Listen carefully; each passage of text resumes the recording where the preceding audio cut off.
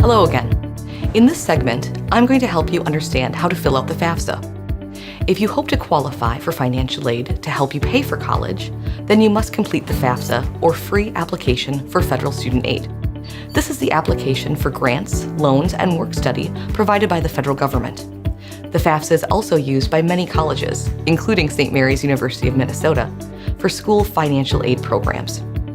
Before starting your FAFSA, you will need to create an FSA ID, which you can do through the U.S. Department of Education's website, studentaid.gov. This will be used to confirm your identity when you access financial aid information and electronically sign your federal student aid documents.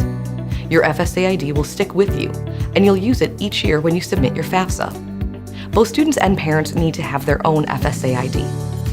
The best way to apply for federal aid is online at fafsa.gov. This is the official website that is also 100% free.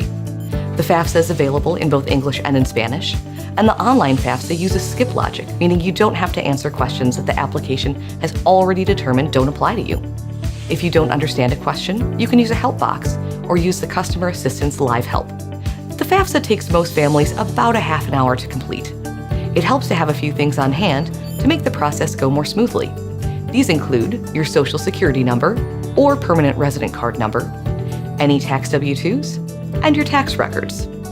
In most cases, because you already filed your taxes for the prior year, you will be able to use the IRS data retrieval tool. Although it's not required, this tool can import your tax information directly and accurately to the online FAFSA form. We strongly encourage you to use the IRS data retrieval tool. You can submit your FAFSA to up to 10 schools. It doesn't matter if you've completed your application for admission or have been accepted to a school to send your FAFSA. But most schools will require that you be accepted before they calculate an award letter for you. When you've completed answering all the questions on the FAFSA, use your FSA ID to sign the form. Your parent will have to sign using their FSA ID as well. Don't forget to hit submit.